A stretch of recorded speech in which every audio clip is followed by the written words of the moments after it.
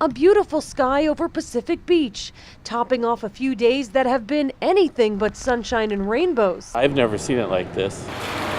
To help reduce the flooding here in Pacific Beach, city crews brought out this major equipment behind me, and the water has gone down a lot, but boy, there is still a mess here to clean up. Lots of sand, still a lot of puddles, and check this out, part of the wall actually broke off. Powerful rain showers made for dangerous conditions across the county. In Poway, this car slid off the roadway and down a hillside.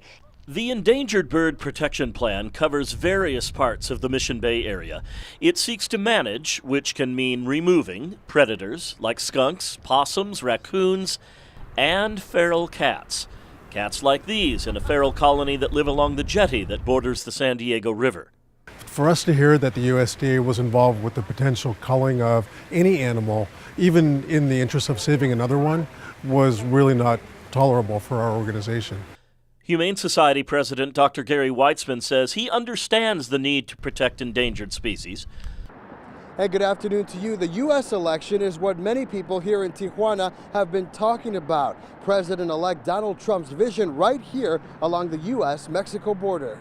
Over the last 6 years, Enrique Chu has put a lot of effort into hiding the 18-foot fence that divides Mexico from the United States. Now it's like rusty wall, ugly wall, you know? That I wanna just to make something nicer, you know. The artist who moved to Tijuana from San Diego 10 years ago is creating a mural that stretches about 20 city blocks. He's making it appear as if there is no wall to help bring people from both regions together. People from all over the area are up here in the mountains. They're playing with all the snow we got this past weekend. They're building snowmen and they're going up and down the hills sledding. From Lakeside to Bonzel to Chula Vista, people have made the drive to enjoy something rare, a day in the snow. She's excited to build a snowman. The grandchildren like to come to the snow because they only come once a year usually, you know, this time, Christmas time. With the Julian area receiving several inches of snow over the weekend, people wanted to get out and enjoy the winter weather before it melts away. Well, there seems to be a lot of things still up in the air about this proposal. One thing a lot of people are concerned about, what if you're someone like myself, just walking in a park and you want to sit down because you're tired? What happens then? According to a city spokesperson, adults without children could continue to use all of the areas of the parks except the playgrounds, which would be clearly marked by boundaries such as a gate or sand. But many are calling the idea discriminatory. On the CW6 Facebook page, Darlene says some people just like the sights and sounds of children in an innocent way. Not every adult is a pervert. I mean, anywhere you go, you have to worry about their safety, so I don't feel any more concerned at an outdoor park than I would anywhere else.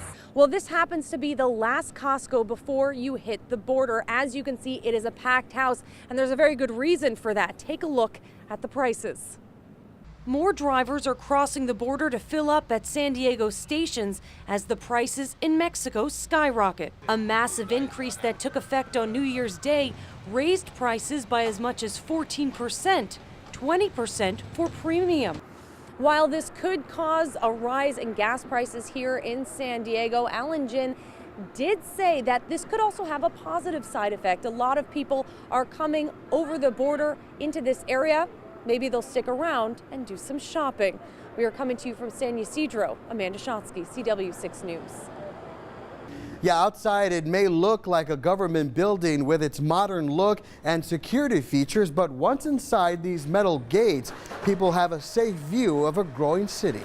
Phones are ringing off the hook with people who want to make Tijuana's newest 4-story apartment building home. You have to be open-minded.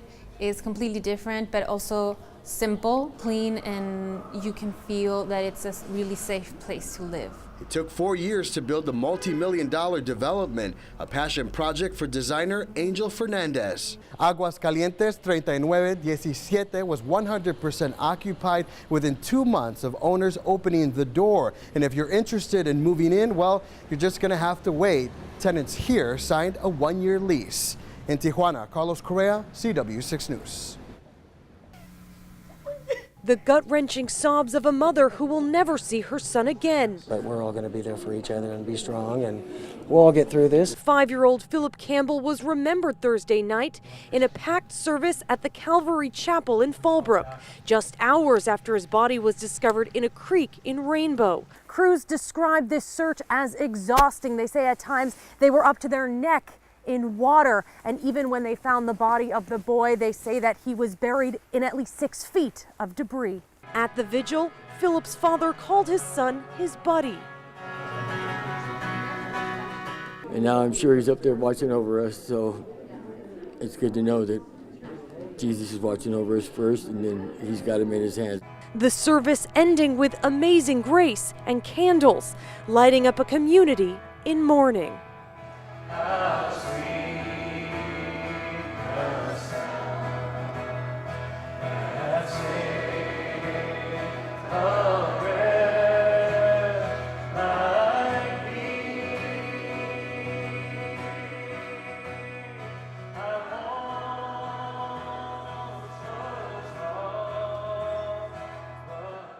Boy, what a difference just a few hours makes. This is Monument Road, and we were here just a few hours ago driving around this area completely dry. Now take a look. It is a rushing river with a ton of debris flowing through, all coming from Tijuana. Water gushes over the roadway in the Tijuana River Valley with the force of a river that's been there for years. Swift water rescue crews began patrolling the South Bay in the areas most prone to flooding, preparing for what's expected to be a busy night ahead. This flooding happens very, very fast, and the current is extremely strong. This is a good reminder to anyone on the road that if you come upon a roadway that is flooded, you are highly encouraged not to go through it. That's because it is very hard to tell just how deep that water is. We are coming to you from the Tijuana River Valley. Amanda Shotsky, CW6 News. Inside the San Diego Islamic Center, every seat was filled with concerned citizens. Most don't like President Donald Trump's executive orders on immigration and a border wall. Some have other issues they want to talk about with Representative Scott Peters. I really want to make it clear that we need to save the Affordable Care Act because if the Affordable Care Act dies, I think that San Diegans die. I want to tell him that he needs to get the Republicans and the Democrats together to get along and make things happen in Washington, because really, they're not. The Democratic congressman told his constituents right off the bat that he has problems with the president. Dozens of kids and staff members were inside the Vine Child Care Center as a man with a gun was able to get over a wall and onto the property. Officers said they simply had no time to even warn the school that this was going on, and they say, all things considered, this could have been a lot worse. The officers literally had no time to provide any kind of warning to the staff members, to bring the children into a place of safety. San Diego police say it only took moments for a man with a gun to get over a fence and onto the property of the Vine Child Care Center in Linda Vista. That tow truck driver was just doing his job when he was fatally struck. His coworkers arrived at the scene. They tell us that this type of accident happens all too often. Gridlock on the 52 East in Tierra Santa.